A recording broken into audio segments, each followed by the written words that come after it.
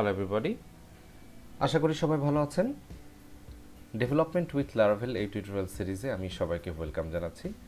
আজকের টিউটোরিয়ালে আমি কথা বলবো বেসিক পিএইচপি নিয়ে। এবং আপনারা জানেন লারাভেল হচ্ছে পিএইচপির একটি ওয়েব ফ্রেমওয়ার্ক।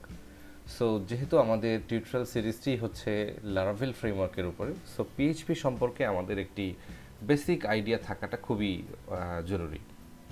সো পিএইচপি সম্পর্কে আইডিয়া নেওয়ার আগে আমাদের জানা উচিত পিএইচপি কী এবং পিএইচপি আমাদের কিভাবে শিখতে হবে। সো পিএইচপি হচ্ছে ফার্স্ট অ্যান্ড ফরমোস্ট আমাদের জানা উচিত এটা হচ্ছে একটা server side scripting language. I repeat one second, এটা হচ্ছে সার্ভার সাইড স্ক্রিপ্টিং ল্যাঙ্গুয়েজ। তো এই টার্মটা বললেই চলে আসে সার্ভার সাইড, যেহেতু বললাম তাহলে সার্ভার সাইড জিনিসটা কী সেটা আমাদের জানা উচিত। সো মূলত এখানে দুইটা কনসেপ্ট আছে, একটা হচ্ছে সার্ভার সাইড আর একটা হচ্ছে ক্লায়েন্ট সাইড। সো সেটাকে এক্সপ্লেইন করার জন্য আমি একটা ব্রাউজার ওপেন করে নিচ্ছি। আপনারা খেয়াল করেন এখান থেকে আমি ইনকগনিটো একটা উইন্ডো ওপেন করে নিই। সো এই মুহূর্তে আমি একটি ব্রাউজারে আছি। আমরা মূলত একটা ব্রাউজার থেকে কিন্তু ওয়েবসাইটগুলো ভিজিট করে থাকি। তো যে কোনো একটা ওয়েব পেজ, ধরা যাক আমি facebook.com এটা লিখে আমি যখন ভিজিট করছি, তখন বেসিক্যালি আমি কি করছি, আমি facebook.com, আমি অলরেডি এইটাকে এক্সপ্লেন করেছি, আমরা ফেসবুকের সার্ভারের কাছে একটা HTTP রিকোয়েস্ট পাঠাচ্ছি এবং সেই রিকোয়েস্টটা এই ফেসবুকের ওয়েব সার্ভারের কাছে যাচ্ছে। ফেসবুকের ওয়েব সার্ভার সেই রিকোয়েস্টটা পেয়ে সেই রিকোয়েস্টের এগেনস্টে একটা রেসপন্স পাঠাচ্ছে এবং আমাদের ওয়েব সার্ভার, আমাদের এখানকার যে ওয়েব ব্রাউজার সেই রিকোয়েস্টের এগেনস্টে যে রেসপন্সটা পাচ্ছে সেই রেসপন্সটাকে রেন্ডার করে আমাদেরকে এই পেজটাকে দেখাচ্ছে। That's all right. সো এখানে ক্লায়েন্ট সাইড হচ্ছে আমাদের এই ব্রাউজারটা, আর সার্ভার সাইডের কনসেপ্টটা হচ্ছে ফেসবুকের যে ওয়েব সার্ভারটা সেটা হচ্ছে সার্ভার সাইড। সো এখানে কনসেপ্টটা হচ্ছে, ধরা যাক for the time being let us assume that ফেসবুকের যে ওয়েব পেজটা, অর্থাৎ ফেসবুকের যে ব্যাকএন্ডের প্রোগ্রামিংটা, সেটা ধরে নিচ্ছি আমরা পিএইচপিতে। I am not sure, maybe ধরে নিচ্ছি আমরা যে ফেসবুকের ব্যাকএন্ডে প্রোগ্রামিং ল্যাঙ্গুয়েজটা অবশ্যই অনেকগুলো প্রোগ্রামিং ল্যাঙ্গুয়েজকে একত্রিত করে বেশ কিছু কনসেপ্টকে ইউটিলাইজ করেই ফেসবুকে ডেভেলপ করা, বাট ধরে নিচ্ছি আমরা ব্যাকএন্ডে তারা স্ক্রিপ্টিং ল্যাঙ্গুয়েজ হিসাবে পিএইচপি ইউজ করেছে। তো সেখানে যখন রিকোয়েস্টটা যাচ্ছে সে সার্ভার সাইডে পিএইচপি রান করতেছে এবং ফ্রন্ট এন্ড অথবা ক্লায়েন্ট সাইড থেকে কিন্তু আমাদের এই যে ব্রাউজার সে কিন্তু রিকোয়েস্টটা পাঠাচ্ছে। তো এখন মনে হয় ক্লিয়ার হয়েছে যে ক্লায়েন্ট সাইড মূলত কী জিনিস এবং সার্ভার সাইড কী জিনিস। এবং ক্লায়েন্ট সাইডেও কিন্তু বেশ কিছু ভ্যালিডেশন হয়ে থাকে, বেশ কিছু কাজ হয়ে থাকে। যেমন এখানে ইমেল অ্যাড্রেস বা ফোন নাম্বার, এই ফোন নাম্বার বা ইমেল অ্যাড্রেস লেখার সময় কিন্তু এখানে অনেক ধরনের ভ্যালিডেশন হয়। যেমন পাসওয়ার্ড লেখার সময় কিন্তু আমি যখন এখানে পাসওয়ার্ড লিখি, এখানে আপনারা দেখেন এখানে ডট ডট ডট ডট হয়ে যাচ্ছে, এখানে কিন্তু পাসওয়ার্ডটা ভিজিবল হচ্ছে না। এই পার্টিকুলার ছোট কাজটা কিন্তু সার্ভার সাইড থেকে হচ্ছে না, এটা কিন্তু ক্লায়েন্ট সাইড থেকেই হচ্ছে। কারণ হচ্ছে যে এই এই এই পার্টিকুলার কাজটা করতেও যদি আমি সার্ভার সাইডে যেতাম তাহলে কিন্তু আমার টোটাল ওভারঅল কাজটা কিন্তু অনেক হেভি হয়ে যেত। সব কিছুতেই যদি সার্ভারকে আমি যোগাযোগ করি সব কিছুর জন্যই, তাহলে কিন্তু আমার টোটাল এক্সপিরিয়েন্সটা অনেক স্লো হয়ে যাবে। সব কিছুতে সার্ভারকে আমরা অ্যাক্সেস করব না। ছোট ছোট যে কাজগুলো আমরা ক্লায়েন্ট দিয়েই করে ফেলতে পারি, আমার ব্রাউজার থেকে হ্যান্ডেল করে ফেলতে পারি, সেগুলো আমরা ব্রাউজার দিয়েই করব। সো এই হচ্ছে ক্লায়েন্ট সাইড এবং সার্ভার সাইড, এবং আমাদের পিএইচপিটা হচ্ছে একটা সার্ভার সাইড স্ক্রিপ্টিং ল্যাঙ্গুয়েজ, এটা কিন্তু ক্লায়েন্ট সাইড নয়। সো এইটা কাজ করতে করতে আরও ক্লিয়ার হবে। সো যেমন ক্লায়েন্ট সাইড একটা স্ক্রিপ্টিং ল্যাঙ্গুয়েজ হচ্ছে জাভাস্ক্রিপ্ট। জাভাস্ক্রিপ্টের যদিও সার্ভার সাইডও বের হয়েছে ইদানিং, বাট আমরা এখন ধরে নিচ্ছি যে জাভাস্ক্রিপ্টটা ক্লায়েন্ট সাইড, এবং আপনারা এখন for the time being client side হিসাবেই শিখবেন। সেখানে জাভাস্ক্রিপ্ট দিয়ে আমরা ক্লায়েন্ট সাইড অনেক ভ্যালিডেশন করতে পারবো। যেমন একটা নেম টেক্সট ফিল্ডে আপনি চেক করতে পারবেন যে নেম টেক্সট ফিল্ডে সে ডিজিট দিচ্ছে কিনা, বা একটা নেম টেক্সট ফিল্ড সেখানে সে সেটাকে ফাঁকা রাখলো কিনা, বা আপনি কোনো অ্যালার্ট বক্স আপনি দিতে চাচ্ছেন, বা আপনি একটা ছোট একটা কোনো একটা পপ আপ আপনি একটা উইন্ডো দিতে চাচ্ছেন, সেখানে আপনি কোনো কনফার্ম ডায়ালগ বক্স দিতে চাচ্ছেন। এই কাজগুলো করার জন্য আমাদের সার্ভারে যোগাযোগ করার দরকার নেই, আমরা এগুলো একদম ডিরেক্ট ব্রাউজার থেকে অর্থাৎ ক্লায়েন্ট সাইড থেকেই করতে পারি। সো এই সার্ভার সাইড ক্লায়েন্ট সাইডের কনসেপ্টটা আশা করি ক্লিয়ার হয়েছে। তো আমি আসলে এই কথাগুলো বললাম পিএইচপি থেকে। সো এতটুকু ক্লিয়ার হলো যে পিএইচপি হচ্ছে একটা সার্ভার সাইড স্ক্রিপ্টিং ল্যাঙ্গুয়েজ। এখন সার্ভার সাইড ল্যাঙ্গুয়েজ থেকে পিএইচপি আসলো, ফাইন। তাহলে যেহেতু আমরা পিএইচপি শিখছি তাহলে আমাদের পিএইচপি ডেফিনেটলি প্রথমত আমাদের ইনস্টল করতে হবে। সো পিএইচপি ইনস্টল করার জন্য আপনারা চাইলে আলাদাভাবে পিএইচপি ইনস্টল করতে পারেন, বাট আমি যেটাকে প্রিফার করি সেটা হচ্ছে, যেহেতু আমাদের ডেভেলপমেন্ট করতে গেলে একটা ওয়েব সার্ভারেরও প্রয়োজন হবে, যেহেতু আমি একটু আগেই বললাম যে সার্ভার সাইড, তাহলে ডেফিনেটলি পিএইচপি কোনো না কোনো সার্ভার থেকে রান করবে। তাহলে ডেফিনেটলি আপনাকে যে পিসিতে আপনি পিএইচপিকে নিয়ে কাজ করবেন সেই পিসিতে একটা ওয়েব সার্ভার থাকতে হবে। সো ওয়েব সার্ভার যেহেতু থাকতে হবে, সুতরাং আপনাকে অবশ্যই একটা ওয়েব সার্ভার ইনস্টল করতে হবে এবং সাথে সাথে পিএইচপি ল্যাঙ্গুয়েজটাকেও সেট আপ করতে হবে। সো এটাকে কমপ্লিট একটা প্যাকেজ হিসাবে পাওয়া যায়। সেই প্যাকেজটা হচ্ছে যে উইন্ডোজের জন্য আসলে ওয়াম্প এবং ক্রস প্ল্যাটফর্মের জন্য জ্যাম্প, এই নামে বিভিন্ন প্যাকেজ পাওয়া যায়। তো আমি ক্রস প্ল্যাটফর্ম হিসেবে জ্যাম্পটাকে বেশি পছন্দ করি। আপনারা চাইলে ওয়াম্প সার্ভারও ইউজ করতে পারেন, বাট আমি পার্সোনালি জ্যাম্প এটাকেই পছন্দ করি। জ্যাম্প একটা অ্যাপ্লিকেশন প্যাকেজ যে হচ্ছে হচ্ছে পিএইচপি এবং সাথে সাথে অ্যাপাচি ওয়েব সার্ভার এবং এর সাথে মাইএসকিউএল ডাটাবেজ, এই যাবতীয় আমাদের ওয়েব ডেভেলপমেন্টে যা যা লাগে এগুলোকে সব একত্রিত করে একটা অ্যাপ্লিকেশন প্যাকেজের মাধ্যমে নিয়ে এসছে, যেটা আমাদের খুবই হ্যান্ডি একটা অ্যাপ্রোচ এবং একটা কন্ট্রোল প্যানেল দিয়ে থাকে সে, যে কন্ট্রোল প্যানেল দিয়ে আপনি সব কিছুকে মেনটেন করতে পারবেন। আমার পিসিতে অলরেডি ইনস্টল করা আছে, বাট আপনি কীভাবে করবেন সেটা আমি দেখিয়ে দিচ্ছি। সো আপনি জাস্ট জ্যাম্প লিখে সার্চ করবেন, জ্যাম্প লিখে যদি সার্চ করেন অ্যাপাচি ফ্রেন্ডসের একটা ওয়েবসাইট আপনি পেয়ে যাবেন, সেখানে আপনি ভিজিট করবেন। এখানে ভিজিট করলে এখান থেকে ডাউনলোডসের পেজ পেয়ে যাবেন। সেখান থেকে দেখতে পাচ্ছেন এখানে বেশ কিছু ভার্সনস দেওয়া আছে। আমি সবসময়তেই প্রিফার করি আপনি লেটেস্টটা ডাউনলোড করবেন। এখানে জ্যাম্প, যেহেতু আমি বললাম জ্যাম্প হচ্ছে ক্রস প্ল্যাটফর্মের জন্য, সো এখানে উইন্ডোজের জন্য আছে, লিনাক্সের জন্য আছে, আবার ম্যাকের জন্য আছে। আপনি যদি উইন্ডোজ ইউজার হয়ে থাকেন তাহলে উইন্ডোজের জন্য ডাউনলোড করে নেবেন এবং সেখানে আপনি দেখেন কী কী পাচ্ছেন। এখানে যদি উইন্ডোজের জন্য ক্লিক করি তাহলে এখানে ডিরেক্ট ডাউনলোডের অপশনস চলে এসছে। এটা 156.09 মেগাবাইট। এটা ডাউনলোড করে একদম সিম্পল সফটওয়্যারের মতো জাস্ট ইনস্টল করে ফেললেই কাজ হয়ে যাবে এবং সেখান থেকে আপনি সেক্ষেত্রে এই জ্যাম্পের মধ্যে এর ভিতরে আপনি পিএইচপি পাচ্ছেন, এর ভিতরে আপনি অ্যাপাচি ওয়েব সার্ভার পাচ্ছেন, মাইএসকিউএল ডাটাবেস পাচ্ছেন এবং এর সাথে সাথে আরও কিছু মেইল সার্ভার পাচ্ছেন এবং আরও বেশ কিছু সার্ভার পাচ্ছেন, যেগুলো আসলে আমাদের ডে টু ডে লাইফে খুব বেশি লাগে না, বাট আপনার লাগলে আপনি সেটা ইউজ করতে পারেন। বাট এই তিনটা জিনিস খুব লাগবে আপনাদের, মাইএসকিউএল ডাটাবেস লাগবে, যেটা আমি আর কিছুদিন পরেই হয়তো আপনাদের ইন্ট্রোডিউস করাবো, এবং অ্যাপাচি ওয়েব সার্ভার যেটা আমাদের আজকেই লাগবে, একটু পরেই লাগবে, আর সাথে সাথে পিএইচপি সেটা তো লাগবেই। সো এটা ডাউনলোড করে ইনস্টল করে ফেলার পরে আপনারা যখন এটার কন্ট্রোল প্যানেলের লুকটা দেখবেন তখন জ্যাম্প কন্ট্রোল প্যানেল আপনারা এরকম একটা লুক পাবেন। সো সেক্ষেত্রে আপনারা এখান থেকে স্টার্ট করলে এরকম চারিদিকে গ্রিনিশ একটা শেড দিয়ে আপনি প্রসেস আইডি দেখতে পাবেন এবং পোর্ট দেখতে পাবেন। সাধারণত রান হলে এরকম করে আপনি প্রসেস আইডি এবং পোর্ট সহ দেখতে পাবেন। অনেকের ক্ষেত্রে এটা নর্মালি রান হয় না। কেন রান হয় না সেটা আমি একটু এক্সপ্লেন করতে চাই। সেটা হচ্ছে অ্যাপাচি যেভাবে রান করার কথা, সে সাধারণত 80 এবং 443 এই দুইটা পোর্ট নিয়ে রান করার কথা, বাট আপনার পিসিতে বা ল্যাপটপে যদি অলরেডি এমন কোনো অ্যাপ্লিকেশন অলরেডি ইনস্টল করা থাকে, সে বাই ডিফল্ট দেখা যাচ্ছে 80 কিংবা 443 এই দুইটা পোর্টের কোনো না কোনো পোর্ট দেখা যাচ্ছে সে অলরেডি ইউজ করে ফেলেছে এবং তারপরে আপনি জ্যাম্পকে ইনস্টল করার চেষ্টা করছেন, তখন তো জ্যাম্প ইনস্টল হবে ঠিকই, বাট অ্যাপাচি সার্ভারকে সে অন করতে পারবে না।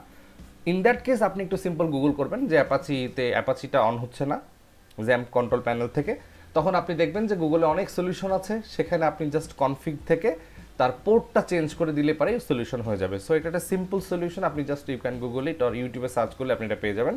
সো এভাবে মাইএসকিউএলে যদি স্টার্ট দেন আপনার নর্মালি এটা স্টার্ট হয়ে যাবে এবং মাইএসকিউএলে নর্মালি যে স্টার্ট হলে যে পোর্টটা সে ইউজ করে সেটা 3306, বাট ইন ইউর কেস যদি এটা না হয় তাহলে ডেফিনেটলি আপনার এই 3306 পোর্টটা অন্য কোনো অ্যাপ্লিকেশন ইউজ করছে। সো আপনাকে যেটা করতে হবে, যদি না হয় সেক্ষেত্রে আপনাকে একটু গুগল করতে হবে এবং সেক্ষেত্রে আপনাকে পোর্টটা চেঞ্জ করে দিলেই আপনার সেটা রান করবে, ডেফিনেটলি কোনো অসুবিধা হবে না। তো যদি সব ঠিকঠাক থাকে তাহলে আপনার অ্যাপাচি মাইএসকিউএল এইভাবে স্টার্ট হয়ে যাবে। বাট মাইএসকিউএল নিয়ে আমাদের এই টিউটোরিয়ালে we are not interested, so মাইএসকিউএলকে আমরা স্টপ করে রাখছি, শুধু অ্যাপাচি নিয়ে আমরা ইন্টারেস্টেড, কারণ আমাদের ওয়েব সার্ভারের প্রয়োজন। এই অ্যাপাচিটা হচ্ছে একটা web server anyway. So Apache web server start হলে এবং এই দুটো ইনস্টল হলে আপনারা কোথায় কি দেখতে পাবেন সেটা একটু দেখাই। সেটা হচ্ছে এটা বেসিক্যালি ইনস্টল হলে দিস পিসি, অর্থাৎ আপনার যে ড্রাইভে উইন্ডোজ ইনস্টল করা থাকবে, in my case it is installed in C drive. So এর ভিতরে জ্যাম্প নামের একটা ফোল্ডার তৈরি হবে এবং জ্যাম্পের মধ্যে আপনি দেখবেন htdocs এর ভিতরে একটা ফোল্ডার তৈরি হবে এবং এখানেই বেসিক্যালি যে ফোল্ডারগুলো, এই ফোল্ডারগুলোর ভিতরে আপনি যে ফোল্ডারগুলো রাখবেন সেগুলোই বেসিক্যালি ওয়েব সার্ভারের মধ্যে যে ফোল্ডারগুলো রাখা থাকে সেগুলোই হচ্ছে সেই ফোল্ডারগুলো। এই ফোল্ডারগুলোই আপনি ইন্টারনেটের যে আপনার ইন্টারনেট এক্সপ্লোরারের যে ব্রাউজারগুলো, সেই ব্রাউজারগুলো থেকে আপনি অ্যাক্সেস করতে পারবেন। সো আমরা এর আগের টিউটোরিয়ালগুলো এক্সপ্লেন করার জন্য ডেস্কটপে একটা ফোল্ডার ক্রিয়েট করে ডিরেক্ট সেগুলো এক্সপ্লেন করছিলাম। সেখানে যেমন এখান থেকে যে index.html আমরা সেটা একটু ভিজিট করে দেখি। এখানে আমি ডিরেক্ট এখান থেকে ভিজিট করছিলাম, বাট আজকে কিন্তু আমি এখান থেকে ডিরেক্ট ভিজিট করতে পারবো না, বিকজ আমি পিএইচপি কোড যখন আমি রান করাতে যাব তখন ডেফিনেটলি আমার একটা ওয়েব সার্ভারের প্রয়োজন হবে। সো প্রথমত আমি আগে এখান থেকে রান করিয়ে দেখাবো, সেটা রান হবে না, এবং তার পরবর্তীতে এখান থেকে সরিয়ে আমি ওয়েব সার্ভারে নিয়ে যাব এবং তারপরে সেটা দেখাবো, তখন রান হবে। সো সেটা আমি দেখাবো। সো তার আগে আমি দেখাই যে পিএইচপি কোথা থেকে শিখলে ভালো হবে এবং কীভাবে শিখলে ভালো হবে এবং সেটা কীভাবে আপনারা শিখবেন স্টেপ বাই স্টেপ, সেটা আমি আপনাদেরকে এক্সপ্লেন করছি। সো তার জন্য আমি ইনকগনিটো মোডে অলরেডি এখানে লগ ইন করে রেখেছি। সেখানে আপনাদের যেটা করতে হবে, W3 Schools, it's a very good website. এখানে আপনারা যাবেন, এখানে যে আপনারা সার্চ দিবেন পিএইচপি টিউটোরিয়াল, এখানে ভিজিট করলে W3 Schools-এ ভিজিট করলে ডিরেক্ট দেখা যায় পিএইচপি টিউটোরিয়াল। এখানে বেসিক্যালি যে কয়টা আছে এই পিএইচপি টিউটোরিয়ালের বেসিক যে কনসেপ্টগুলো আছে, এর ভিতর থেকে প্রথম 10টা 12টা, এই ধরা যাক এই লুপস ফাংশনস পর্যন্ত, লুপ ফাংশনস অ্যারে পর্যন্ত, এই হোম থেকে শুরু করে অ্যারে পর্যন্ত, এই কয়টা কনসেপ্ট আপনাদের একদম ক্লিয়ার থাকতে হবে। এখানে কোনো হোম থেকে শুরু করে অ্যারে পর্যন্ত এখানে কোনো অস্পষ্টতা থাকা যাবে না, এটা খুবই ক্লিয়ার থাকতে হবে। সো এনিওয়ে, আমাদের তাহলে পিএইচপি ইনস্টল হয়েছে, যেহেতু আমরা জ্যাম্প ইনস্টল করেছি, জ্যাম্পের মাধ্যমে জ্যাম্পের সাথে সাথে পিএইচপি ইনস্টল হয়েছে।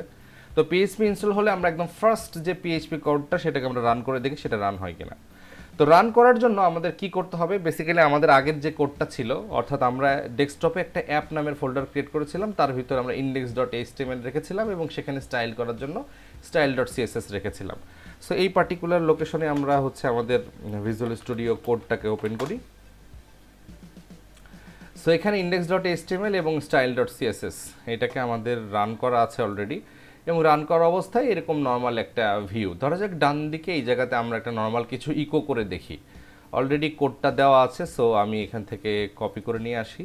এখানে ধরা যাক এই কোডটুকু, পিএইচপির এই কোডটুকুকে আমি নিয়ে আসি, এবং সেটা কিন্তু রান করবে না। কেন করবে না? কারণ এটা হচ্ছে যে ওয়েব সার্ভারের মধ্যে নাই এই মুহূর্তে। তো ধরা যাক আমি এখানে আরেকটা ডিভ নিচ্ছি, ডিভ কল md6, আরেকটা ডিভ নিচ্ছি এবং তার মধ্যে ওই পিএইচপির কোডটুকুকে আমি বসিয়ে দিচ্ছি, এবং দেখতে পাচ্ছেন এখানে কোড ফরম্যাটে সে কিন্তু বসেনি, এবং এটার এক্সটেনশন কিন্তু চেঞ্জ করে আমাকে HTML থেকে পিএইচপিতে রূপান্তর করে ফেলতে হবে।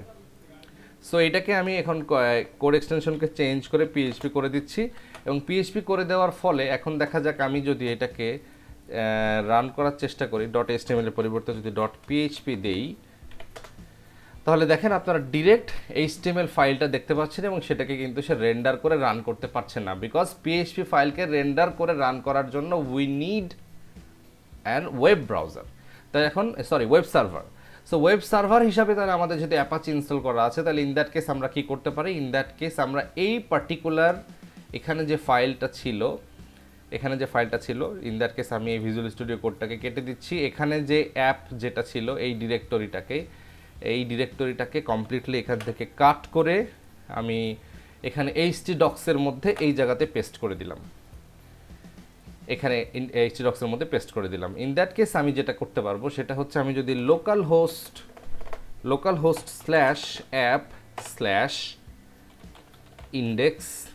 /app/index.php, এখন কিন্তু আমি ওয়েব সার্ভারের মাধ্যমে আমি কিন্তু কল করছি। এখন কিন্তু আমি আর হচ্ছে যে বেসিক HTML হিসাবে কিন্তু বা বেসিক ফাইল হিসাবে কিন্তু কল করছি না, আমি কিন্তু লোকাল হোস্ট মানে কিন্তু হচ্ছে 127.0.0.1, অর্থাৎ এই পিসির যে ওয়েব সার্ভার, সেই সার্ভারের htdocs-এর মধ্যে অ্যাপ ফোল্ডারের মধ্যে index.php ফাইলটাকে অ্যাক্সেস করতেছি ভায়া web server.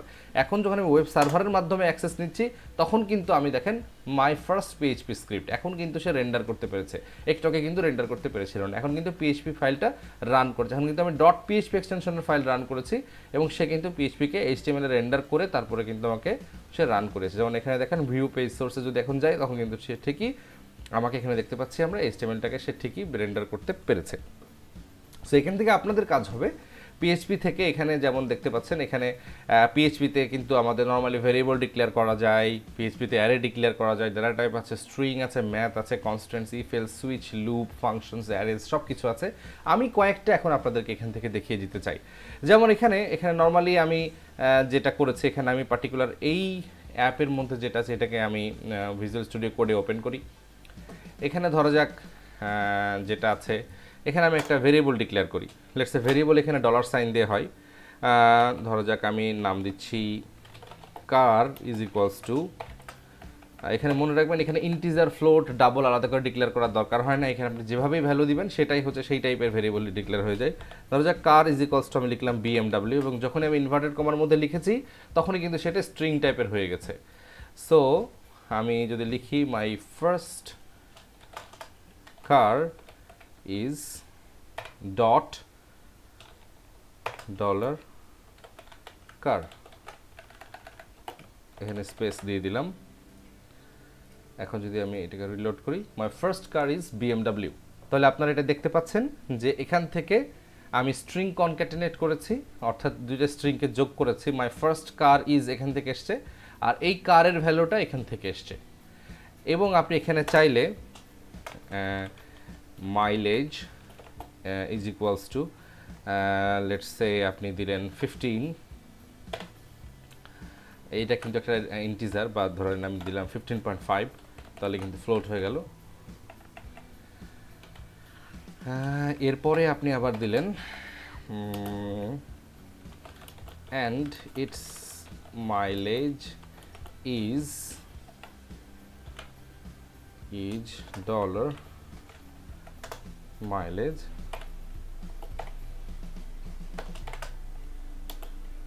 Kilometre per litre. এখন যদি আমি এটাকে রিলোড করি তাহলে দেখতে পাচ্ছেন যে সে এই জায়গাতে বিএমডাব্লিউটা কিন্তু কার ভেরিয়েবল থেকে নিয়েছে এবং এখানে 15.5টা সে নিয়েছে আমার মাইলেজ ভেরিয়েবল থেকে। সো পিএইচপির ক্ষেত্রে কিন্তু আপনাকে এখানে আলাদা করে ইন্টিজার টাইপের ভেরিয়েবল বা ফ্লোট টাইপের ভেরিয়েবল আলাদা করে ডিক্লেয়ার করে দেওয়ার দরকার নেই। আপনি যে ধরনের ভ্যালু দিচ্ছেন সেটা সেই ধরনের ভেরিয়েবলে রূপান্তরিত হয়।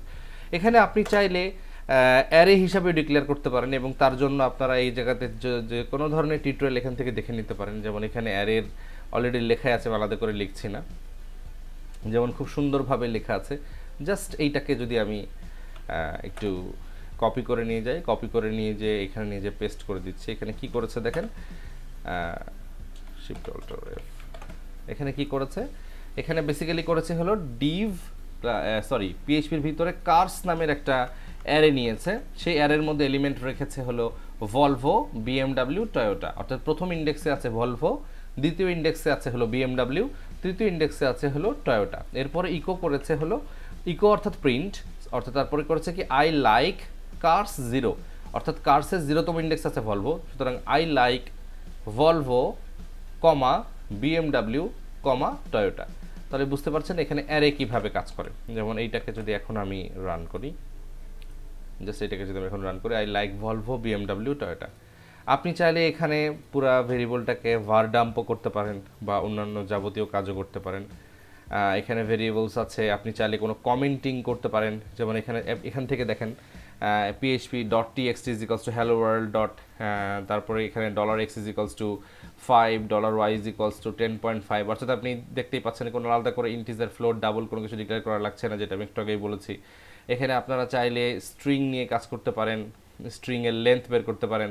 যেমন এখানে দেখতে পাচ্ছেন ইকো এসটিআর এলিয়ান, মানে স্ট্রিংয়ের যে ফাংশনগুলো ছিল সেটা আপনারা চাইলে ডিরেক্ট করতে পারেন। যেমন ডিরেক্ট আমি যদি এটা করি তাহলে এসটিআর এলিয়ান বেসিক্যালি যেটা করবে, এর ভিতরে যে স্ট্রিং আছে স্ট্রিংটার লেন্থটাকে প্রিন্ট করে দেবে, যেমন 12 এসটিআর এলিয়ান অর্থাৎ 12। সো এই পার্টিকুলার এই ফাংশনটা কিন্তু আমরা সিতেও দেখেছিলাম, যে একটা সিতে আমি ফাংশনটা দেখেছি যে কোনো একটা স্ট্রিংয়ের লেন্থটাকে সে বের করে এনে দেয়। সো এখান থেকে যেহেতু বেসিক নিয়ে কাজ করতে বলছি আমি, সো আপনাদের যেটা করতে হবে যে এখান থেকে এই অংশগুলো সম্পর্কে আপনারা একটা আইডিয়া নেওয়ার চেষ্টা করবেন।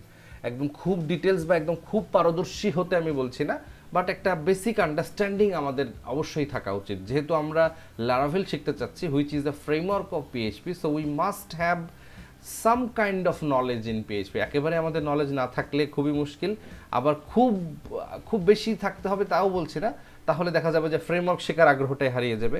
সো আমাদের ফ্রেমওয়ার্কটাও জানতে হবে, প্লাস আমাদের পিএইচপির নলেজটাও খুব ভালোভাবে একটা পরিচ্ছন্ন নলেজ থাকা উচিত।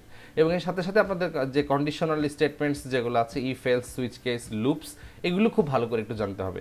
যেমন ইফ এলসের যে কনসেপ্টগুলো, যে ইফ আপনারা দেখতে পাচ্ছেন যে চাইলে এখানে আমরা ডেট নিতে পারি, ডেটের একটা ফাংশন, সেখান থেকে আওয়ারে ডেট নিতে পারি, হ্যাভ এ গুড ডে, যদি ডেটের ভ্যালুটা এরকম হয়, যেমন এখানে দেখা যাক, এখান থেকে যদি এটা নেই, সো সরি, ভিতরেটুকু কপি করেছিলাম, শুধু কপি পেস্ট, দেখা যাক এটা কি করায়। Have a good day. So দেখা যাচ্ছে সে ডেইটে আওয়ারের ভ্যালুটা নিচ্ছে, আওয়ারের ভ্যালুটা যদি 20-এর থেকে ছোট হয় তাহলে have a good day. Definitely এখন আওয়ারের ভ্যালুটা 20-এর থেকে ছোট হবে। এখন আওয়ারের ভ্যালুটা আসবে 12, এখন হচ্ছে 12টা নয়, তাহলে সে আসবে হ্যাভ এ গুড ডে, সেটা প্রিন্ট করছে। সো এরকম if else, nested if else, এগুলো আপনারা অলরেডি জানেন আশা করি। তো সেগুলা এই নিয়ে আরেকটু পরিষ্কার কনসেপ্ট করে নেওয়ার চেষ্টা করবেন। এর সাথে এখানে সুইচ কেস আছে, সেগুলো আমাদের অনেক সময়তে প্রয়োজন হয়। এবং এখানে লুপস ইজ ভেরি ইম্পর্ট্যান্ট। এই আমাদের ডেভেলপমেন্টের লুপস কনসেপ্টটা, এবং সবথেকে বেশি যে লুপটা ব্যবহৃত হবে সেটা হচ্ছে for each loops. For each loop এটা সব থেকে বেশি ব্যবহৃত হবে। এবং ফর ইচ লুপের একটা কোড আমি দেখাই। ফর ইচ লুপের এই কোডটা একটু দেখেন, এটা খুব বেশি ব্যবহৃত হবে। ফর ইচ লুপের কনসেপ্টটা হচ্ছে প্রত্যেকটা ইন্ডেক্সের জন্য, অর্থাৎ এই লুপটা আমি এক্সপ্লেইন করি। এখানে বেসিক্যালি যেটা হয়েছে যে কালার্স হচ্ছে একটা অ্যারে যেখানে ভ্যালুগুলো আছে রেড, গ্রিন, ব্লু এবং ইয়েলো।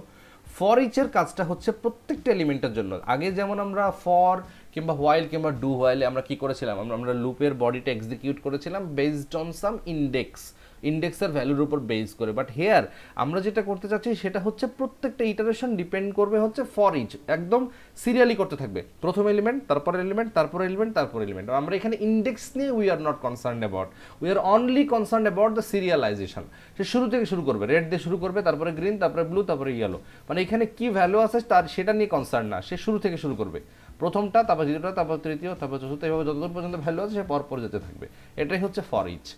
তাহলে সে কী করবে, ইকো ভ্যালু, তারপরে ব্রেক, তারপরে ভ্যালু দিয়ে তারপরে সে ব্রেক দিতে থাকবে।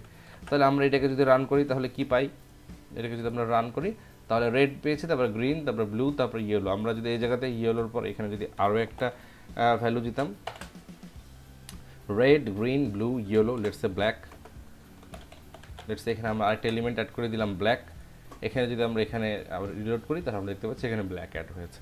সো এই হচ্ছে ফর ইচ। ফর ইচটা খুব বেশি ব্যবহৃত হবে আমাদের লারাভেলে, প্রায় সবসময়তেই আমাদের ফর ইচটা লাগবে। সো আমি প্রত্যেকটা ধরে ধরে দেখাইলাম না, বেশ কয়েকটা আমি দেখাইলাম, বাকি সবগুলো দেখালাম না। সো এখান থেকে আপনাদের কাজ হবে হোম থেকে শুরু করে অ্যারে পর্যন্ত যতগুলো কনসেপ্ট আছে এই কাজগুলোকে একটু হাতে কলমে প্রত্যেকটা জিনিস একটু মনোযোগ সহকারে দেখা এবং বোঝার চেষ্টা করা। সো এই হচ্ছে basic PHP. So in a nutshell আমি এখানে বোঝানোর চেষ্টা করেছি what is a server side scripting language, what is a client side scripting language, what are the differences in between client side and server side, when we should use server side languages and scripting languages and such kind of things, when we should avoid such things, when we should use client side scripting languages and such things, and when we should not use such things, what are the differences, what are the similarities and dissimilarities। এই জিনিসগুলো সম্পর্কে সম্যক ধারণা দেওয়ার চেষ্টা করেছি এবং বোঝানোর চেষ্টা করেছি। এবং সেক্ষেত্রে আপনাদের বোঝানোর চেষ্টা করেছি পিএইচপি এটা কি, কোন ক্যাটাগরির মধ্যে পড়ে, পিএইচপি আপনার পিসিতে আপনি কীভাবে ইনস্টল করবেন, পিএইচপি না ডেভেলপমেন্ট শুরু করার জন্য ইনিশিয়ালি আপনার পিসিতে কী কী সেট আপ থাকার দরকার আছে, কীভাবে আপনি কাজ শুরু করবেন, কোথা থেকে আপনি শুরু করবেন, এবং ইনিশিয়ালি শেখার জন্য কী কী স্টেপ ফলো করবেন, এবং তারপরে আপনার কোথায় কোথায় যেতে হবে। এই হচ্ছে তার একটা প্রিলিমিনারি গাইডলাইন। সো এই গাইডলাইনটা ফলো করলে পিএইচপি সম্পর্কে একটা বেসিক একটা আন্ডারস্ট্যান্ডিং আপনার আসবে, এবং সেটা আমাদের লারাভেল ডেভেলপমেন্টের স্টার্টিং ফেজ হিসাবে আমরা এটাকে কনসিডার করতে পারি। সো এই হচ্ছে আমাদের আজকের tutorial. Thank you very much for watching. I hope you have enjoyed and learn something from this tutorial. Thank you very much for watching.